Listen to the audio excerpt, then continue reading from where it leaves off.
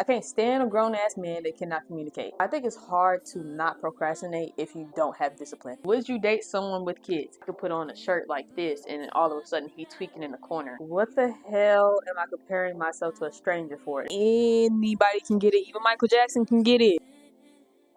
Hey queens, welcome or welcome back to my channel. Today I'm doing a long awaited video only because these questions have been sitting in my phone for 2 weeks, literally 2 weeks. Could have been filming this video, you know what I'm saying? I could have been did that.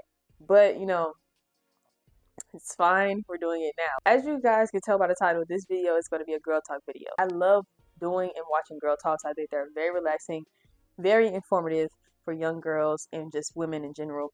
And I think it's a good time to just like, you know, chill, wind down, get a little snack, drink a little wine, and you know, chit chat. So yes, that's what I'm going to be doing today. I have the questions in my phone right here. I have them split into categories: self-growth / self-love. I put those in the same category because I feel like they lish together. Relationships, friendships, and hygiene. So without further ado, let's just get right into this video. What is your biggest insecurity you've grown from? I used to get made fun of a lot for my forehead. I used to also hear that I didn't have any eyebrows. I heard forehead a lot more than I heard that one.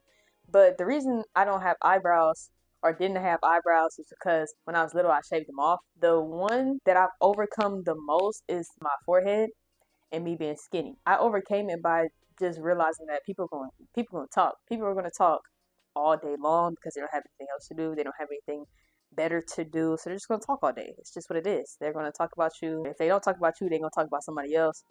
It is what it is. Still to this day, people be like, oh, your forehead's big. And I just be sitting there like, okay, do you prioritize your mental health?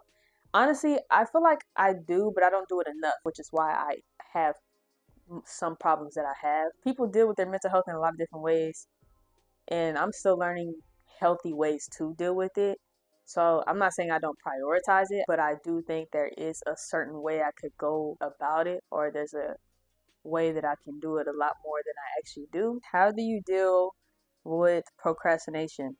Okay, I feel like the way to deal with procrastination, and I'm saying this as somebody who still procrastinates to this day, you have to like literally force yourself to do it. I think it's hard to not procrastinate if you don't have discipline. In order to get out of it, you just kind of got to force yourself to do the shit until you're disciplined enough to not procrastinate.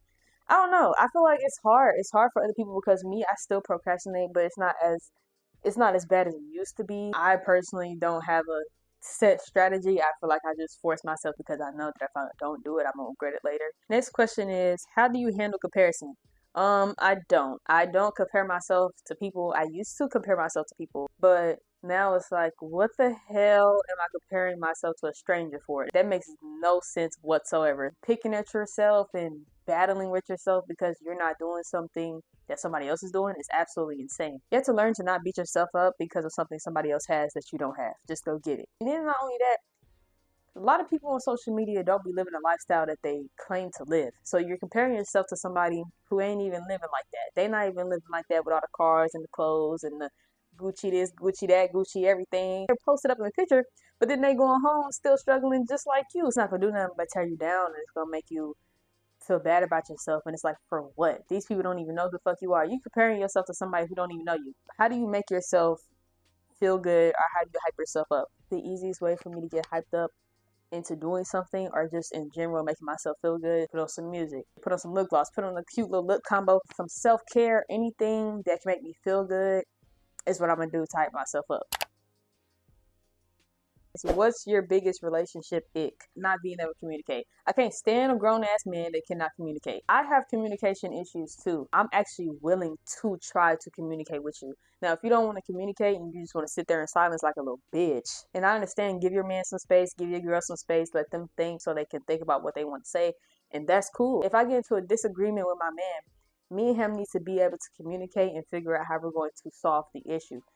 If he doesn't want to communicate and not solve the issue, and instead he wants to cuss me out or put his hands on me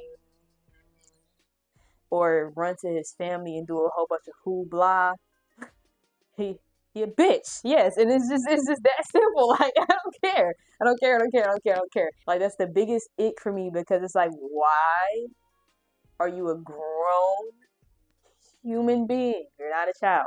You're a grown human being. And you're supposed to be leading. And you can't. Would you date someone with kids? I have been involved with a few people who have children. Me personally, I don't think I would do it again. There are some situations where it does work out for the both of you, but a lot of times it don't. Even if there isn't any drama, it's kind of just like, no. Next question is, what's your type? My type is whoever I find attractive, really. You gotta be smart, dedicated, tall. He just has to be a good person. Not an asshole. I don't do too well with niggas that are assholes no more. When I was a teenager, I let the shit slide. I don't really do too great. I don't do too great at all. Don't care what color he is, as long as he has all that shit down pat. How do you deal with heartbreak? Dealing with heartbreak is different for everybody. But my answer is to find a hobby. Find something you love to do. Distract yourself. Just let time pass and keep yourself distracted. Otherwise, your ass gonna be laying in a bed crying nonstop. And you're gonna put yourself into a deep hole over a goofy ass nigga. No. You can cry. I'm not saying that you can't be emotional about it. Obviously, however long you've been with that person, y'all had a connection. It hurts that y'all are no longer together. So I'm not saying that you can't be emotional about it. But F that nigga, F that bitch, whoever broke your heart, fuck him.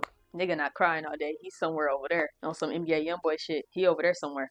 So while he doing that and you sitting here crying, who? No, do you believe you can be friends with an ex? I think you can be cool with your ex. Honestly, it depends on what y'all broke up for. But me personally, I am not going to be friends with my ex. When I leave somebody, I no longer speak to them again unless I genuinely have to. But because I don't have kids and I'm not tied to no nigga, I don't really see why I would have to do that in the first place. If I just so happen to be in a situation where I have to talk to you or I have to see you, I ain't gonna mean mug you. I'm not gonna be ill towards you. But that's about it. Us being friends, like locked in, like blood, hell no.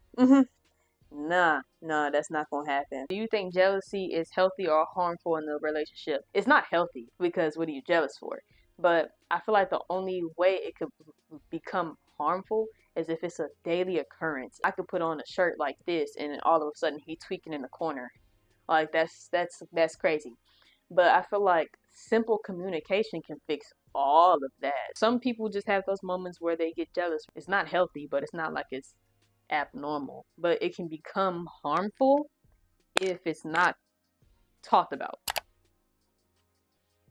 How do you handle a friend who's draining your energy? You cut them off. I don't understand why this is still a topic of discussion in 2025. Anybody that is literally draining you of your spirit and of your kindness and of everything of God, anything that's draining you of those things gets cut off automatically, especially if you already addressed it more than one time. If you've already addressed it and it still keeps happening, like they keep doing this and they keep doing that, you just gotta cut them off. I have reached the point to where it don't take nothing but one time for you to play in my face. That's for a friend, a nigga, whatever. When you go through too many things and when you see too many things and when you hear too many things and it's like a whole bunch of things that just happening at once, you tend to go the route of it takes one time for a motherfucker to play. If it's somebody that you've known for a long time and they just started acting up, obviously you're gonna bring it up and you're gonna say something because it's somebody that you know for a long time and maybe they got something going on.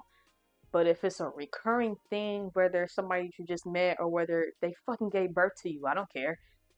If they tripping, then cut them off. Is it easy for you to make friends? I think it's easy for me to make acquaintances, not friends. An acquaintance and a friend is two different things. It's not easy to make friends. Friends, they there for you. Like they real ride or die for you.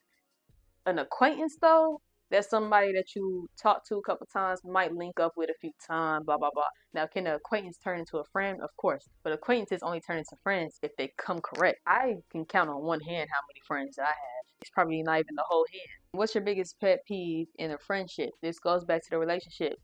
Not communicating. I'm not a child. I'm not a teenager. As an adult, you need to be able to communicate with your peers. You need to be able to communicate just in general. I was going through something similar where I had no clue what was going on. And nobody said anything. And it's like, okay, well, if you're not gonna say nothing, then we might as well just stop this right here. And it pisses me off, especially if you're a grown ass man, because it's like, are you cool? This ties to family, but this can be in the same category. How do you deal with family who doesn't respect your boundaries? You cut their ass off. I'm not going back and forth with nobody at my grown age. And yes, I am only 20. A lot of people still view me as a child, and that's perfectly fine. But I'm not. I'll cut anybody off. Anybody. I've done it. I'll do it again. For my peace. I might be hurt, might cry a little bit. Like, oh my gosh, I miss that person. But at the end of the day, to protect my peace, anybody can get it. Even Michael Jackson can get it. If you have family members that can't respect your boundaries, support you, blah, blah, blah, blah, blah, and you feel like they're toxic to you and they're toxic for you, then you need to go ahead and snip that right on off. I'd rather my peace be great and everything be cool over here versus me crying every day because this person won't respect me. And we constantly keep going back and forth because they won't respect me. I'm not doing that. Now, this is my favorite category because I love me some hygiene. The first question is, what's your go-to feminine wash? This right here is my go-to feminine wash. It gently cleanses away odor and discharge. And it's a safe and gentle cleanse that matches a healthy and balanced pH balance and it's not irritating. Ever since I started using this, boy, I love that feminine wash real bad. And you can get this at Walmart and it's $4. What's one hygiene product you can't live without? The Dove Sensitive Bar. It's literally the only soap that I use, and then I layer it on top of a body wash. But I'm allergic to damn near almost every soap on the planet, so I can't really use too much. So I have to use that bar. Like, I literally have to use that bar. Unless there's another one out there that I can go ahead and try. Just if you want to list that down below, you can. But I have to use the Dove Sensitive Bar. I've been using that since I was a kid. Do you prefer shaving or waxing? Waxing. Shaving takes too damn long. It's irritating and I don't like it. Plus, when you get waxed, the hair grows in slower than when you shave. Because when you shave, it's back in like 6 hours. What's your go-to perfume or scent? If you know me, you know that I am so obsessed with vanilla. Anything vanilla scented. And it actually has to smell like vanilla. I'm tired of people putting out products that are, oh, this is vanilla cashmere. And it don't smell like vanilla. It absolutely does not smell like vanilla. And that irritates the hell out of me. I would show it to y'all if I had some. You know the roll-on perfumes that be at the beauty supply? They have a French vanilla one. It's a unisex perfume, so it has the green labeling on it. It's called French vanilla. I think it's $4 now. But it busts. This is the Victoria's Secret Bare Vanilla. Eats. And then the lotion that goes with it, eats down. I love vanilla, anything cocoa butter, I'm gonna wear it. Would you prefer pads, tampons, or menstrual cups? I've heard a few times that it was childish, which I don't understand how it's childish, but pads all day. I would use pads until I no longer have a menstrual cycle. I do not care. I'm not sticking a tampon up my vagina. It's not gonna happen. And I don't know nothing about no menstrual cup. I've never used a tampon before, but I can look at one and tell that hoe is uncomfortable. I'm already uncomfortable for the whole week, and you want me to put a tampon? Nah. Last question is, how do you deal with bad menstrual cramps? You plug that heating pad in, you take you some ibuprofen. If you don't have a heating pad, you get a towel, put some warm water on it, put that hoe in a Ziploc bag, lay it on your stomach. Some cramps really do be very disrespectful to the point where you just have to lay there and just let it happen. If you have cramps like that, then you have to get into that position. You know what position I'm talking about. What I discovered probably 3 weeks ago is putting the pillow under and just laying there in that position. So that was all the questions. I hope you guys enjoyed this girl talk. I know I did a whole bunch of hooting and hollering, but I just need you guys to understand my viewpoints. I hope you guys did understand my viewpoints, but I hope you guys enjoyed this video. Don't forget to give this video a thumbs up and subscribe to my channel and let me know what you guys want to see next from me. And I'll see you guys in the next video.